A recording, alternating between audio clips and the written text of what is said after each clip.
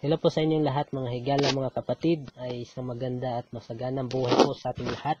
Bali ngayon po ay akin pong i-share ang paraan at resulta ng aking pagtanim ng ampalaya.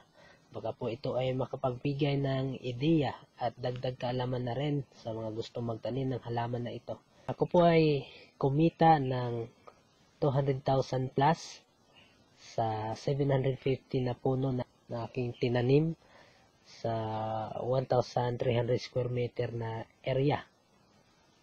Ito po ang area ko. Itong area ay nasa kalahating hektarya na may magandang supply din ng patubig. Pero kinakailangan pang gamitan ng makina dahil nasa ibabang parte ang tubig sa may palayan. Madalas na tinatanim po dito ay mais at mani. Minsan lang ang gulay. Kung napapansin po natin, may mga trellis pang naiwan dahil tinaniman ito ng aking ama ng ampalaya pero isang bisis lang. Pagkatapos ay natambay ito ng mahigit isang taon. So napagdesisyonan ko na taniman ulit ng parehas na tanim ampalaya dahil maganda ang presyuhan ng ampalaya sa amin at may mga gamit na rin. So kailangan ko lang ng dagdagan ng ibang gamit at ang kagandahan kasi ng ampalaya ay less than 2 months ay pwede na makapag-harvest early maturing. So, ang unang ginawa ko ay nilayout ko ang area. So, pinakaunang activity ko ay clearing operation. So, dito na po mag-uumpisa ang land preparation. Pinalinisan ko po muna ang area pero hindi po lahat para makatipid ako sa oras at sa bayad ko sa mga labor. At nasagon mabilis din matapos ay pinalinisan ko lang yung part kung saan ako magtatanim. Bali, 1.5 meter ang lapad ng pinaklearing ko at may 1 meter naman na in between na hindi ko ginalaw. Pagkatapos ay pinararo ko ito at dito na rin ako gumawa ng plot. Hinati ko ito sa paraan ng paglagay ng kanal sa gitna. Kaya 2 plots ang aking nagawa na may lapad na kalahating metro yung bawat plot. Nasa 2 metro ang sukat mula sa isang plot hanggang sa tapat nito na plot. Bali 12 plots ang aking nagawa na may average length na 65 meter. Ibig sabihin na sa 1,300 square meter ang aking nagamit na area. Kung napapansin nyo po, kahit ang kulay ng lupa dahil may pagka-acidic po talaga ang lupa namin. Kaya dapat sana itong lagyan ng maraming organic fertilizers.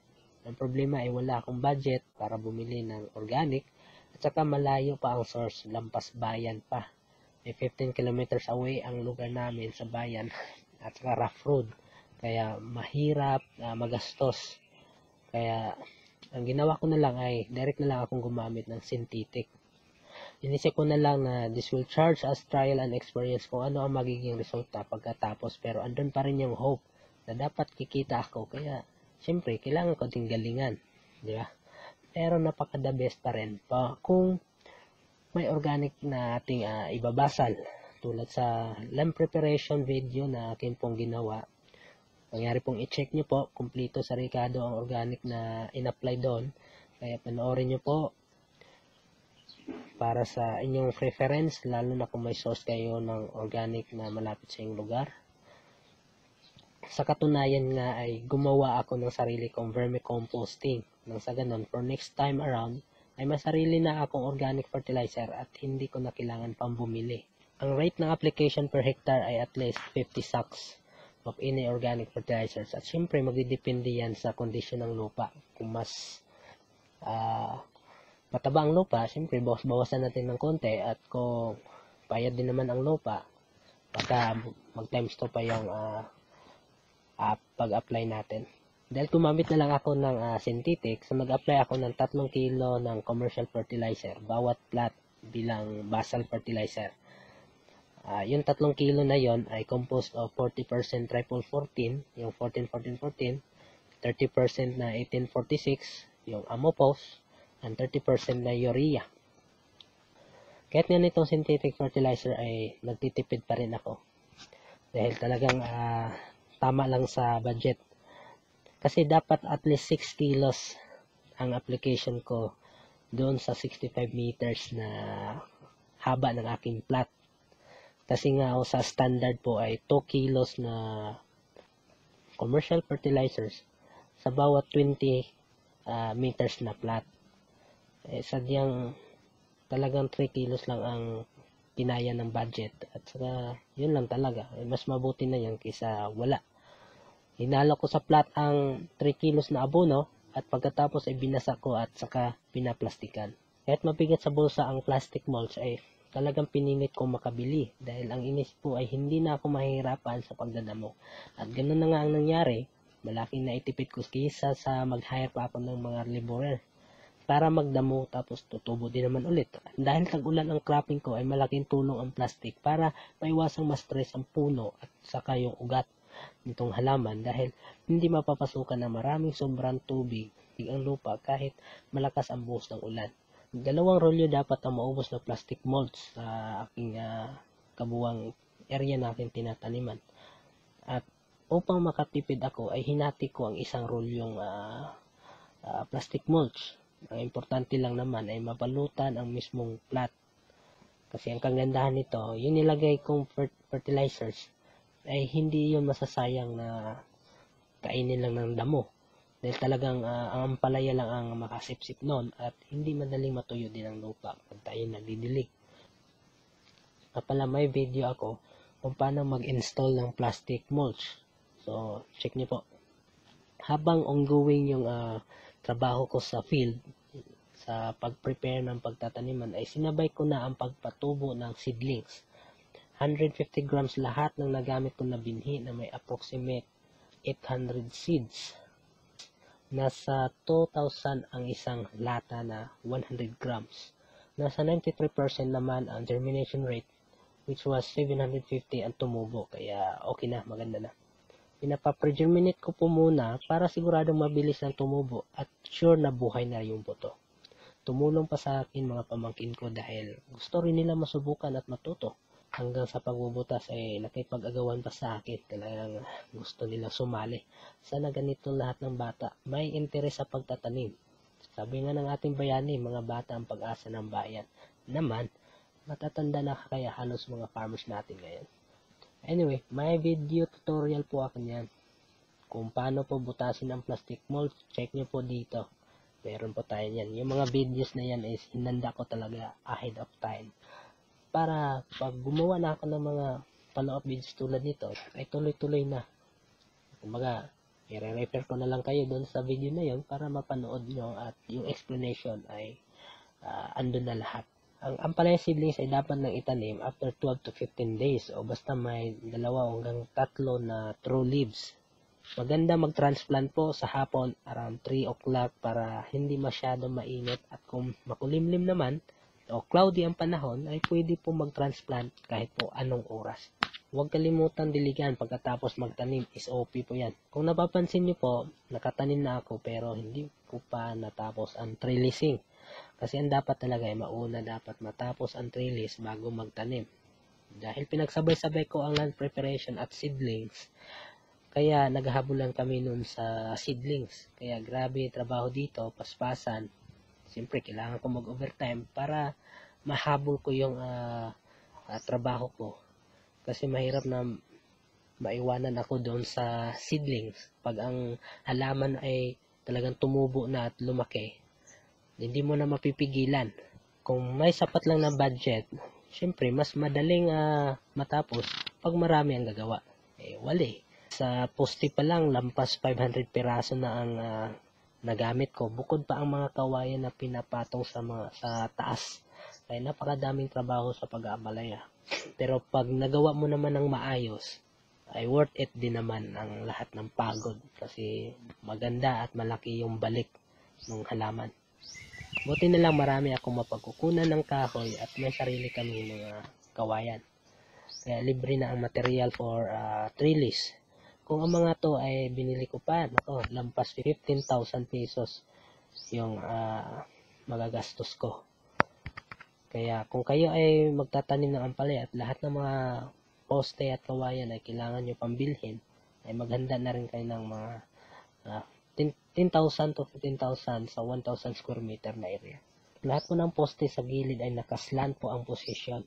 At bawat isa ay may nakatali na alambre bilang pang stretch. Ang purpose po niyan ay preparation po yan sa malakas na hangin dahil tag-ulan po ako nagtanim. Sa paraan na to ay hindi basta-basta mag-collapse o masira ng aking trellis. Sa paraan na yan ay naging matibay ang lahat ng poste kasi magkabilaan ang hatak. Kaya napakatibay ang tindig ng lahat ng poste sa gitna. Dahil inasahan ko po na makaka-encounter ako ng malakas na hangin o makabagyo, malakas na ulan, mabuti na ang handa para panatag ang kalooban natin, di ba? Lumaki ng mga tanim ko, di ko na talaga mapipigilan at hindi ko pa nalagyan ng mga tangsi o nylon sa ibabaw na magsisilbing gapangan ng ampalaya sa taas. Kaya hanggang sa lumampas na ng isang dangkal ang tubo nito sa trellis, tsaka ko pa nalagyan ng nylon.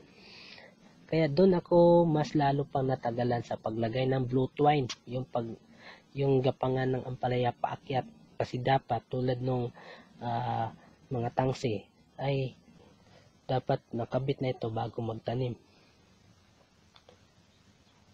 Pero sa isang banda naman, kung hindi ko sinabay yung mga trabaho ay baka wala pa akong tanim sa ganitong oras. Kasi kung bakit ko naman pinagsabay-sabay kasi medyo alanganin niya yung time. At alam ko naman na maghahabol ako sa trabaho. Ang isa sa tinitingnan ko kasi ay yung panahon dahil may target akong buwan na dapat makaharvest na ako. So fast, so good na may magandang plano. Diba? So, nakaubos ako ng 20 kilos ng nylon na numero 80 ang size nito. Pagkalipas ng 3 linggo buhat ng pag-transplant ay nagsimula ng mamulaklak at insaktong 1 buwan, ang edad ay tinanggalan ko na ng first fruits o yung mga unang bunga. Ito napaka-importante po ang magtanggal ng unang bunga dahil para makapag-concentrate pa muna ang halaman sa pagyabong, sa paglaki at pagsanga dahil pag tumuloy ito ay maapektuhan ang paglaki ng halaman dahil syempre kailangan ng halaman na suportahan ang kanyang bunga at magpo-focus na lang doon ang pag-supply niya ng pagkain o nutrients. At maikli lang din ang buhay ng tanim pag hinayaan itong lumaki, itong unang bunga. Ang analogy po niyan ay parang sa tao na may saktong edad para magbuntis ang babae at manganak. Kumbaga physically and emotionally prepared.